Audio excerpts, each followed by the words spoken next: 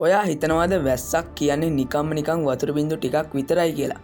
හිතන්න අද රෑ වැටෙන්න පටන් ගන්න වැස්ස හෙට උදේටත් ඊළඟ සතියෙත් ඊළඟ මාසෙත් එමන් නැත්තම් එක දිගට අවුරුද්දක් වැස්සොත් මොකද වෙන්නේ? ඒක නිකන් ගම් වතුරක් නෙමෙයි. ඒක අපේ ශිෂ්ටාචාරයේ අවසානය. අපි යමු එහෙනම් වීඩියෝ එකට. පළමු දවස. මුලින්ම කාටවත්ම මේක මහ ලොකු වෙනසක් විදිහට දැනෙන්නේ නැහැ.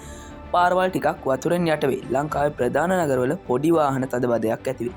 මිනිස්සු හිතන්නේ මේක සාමාන්‍ය මෝසම් වැස්සක් කියලා විතරයි. පළමු සතිය දින 7ක් යද්දි තත්ත්වය සම්පූර්ණයෙන්ම වෙනස් වෙනවා.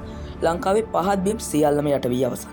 කොළඹ සහ ගම්පහ මිනිසුන්ට ගෙවල් වල ඇතුලේ නම් ඉන්න බෑ. ගෙවල් වල වහලුඩ යන්න සිද්ධ වෙනවා. කඳුකරේ පසට තවත් ජල උරා ගන්න බෑ. ඉතිහාසයේ දැකපු විශාලම නායම් මාලාවක් ආරම්භ වෙනවා. පාරවල් සහ පාලම් විනාශ වී අවසන්. ප්‍රවාහනය අඩපණ වෙනවා. 6 වෙනි මාසය.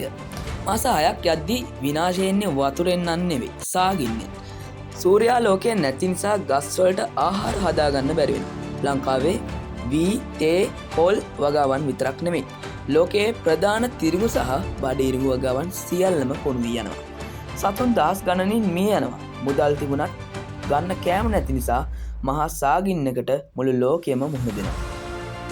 9 වන මාසය. මාස 9ක් යද්දී ලෝකයේ බලශක්ති පද්ධතිය සම්පූර්ණයෙන්ම කඩා වැටෙනවා. සූර්ය බලශක්තිය බිඳුවටම බැස යනවා.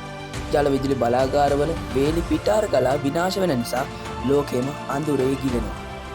ඉන්ටර්නෙට් සහ මොබයිල් නෙට්වර්ක් කියන්නේ සිහිනයක්ම පමණයි.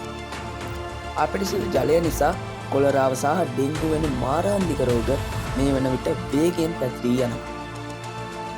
දින 365ක් මේ නැත්තම් අවුරුද්දක්. දැන් වර්ෂාවට අවුරුද්දක් පිරී අවසන්. අවුරුද්දකට පස්සේ අහස පෑදිලි වෙලා හිරු එළිය ආයෙත් පෘථිවියට වැටෙනවා. හැබැයි අපි දන්න ලෝකය ආයෙත් නැහැ. මුහුදු මට්ටම අඩි 100 ගණනකින් ඉහළ ගියා. ශ්‍රී ලංකාවේ බස්නාහිර දකුණ සහ උතුර යන පළාත් සම්පූර්ණයෙන්ම මුහුදට බිඳ වෙලා අවසන්. ඉතිරි වෙන්නේ මධ්‍යම කඳුකරේ පුංචි කොටසක් විතරයි. ලෝක ජනගහනයෙන් වැඩි පිරිසක් අහිමි වෙලා. පරිසරයේ එක පුංචි වෙනස් වීමකට පුළුවන් මුළු මිනිස් වර්ගයම පෘථිවියෙන් අතුගා දමන්න. පෘථිවිය කියන්නේම දාම පද්ධතියක එකතුවක්. එය එකකට එකක් සම්බන්ධයි. මෙහෙම දෙයකට ඇත්තටම ඔයාටත් මුහුණ දෙන්න උනොත් ඔයා මොකද්ද කරන්නේ?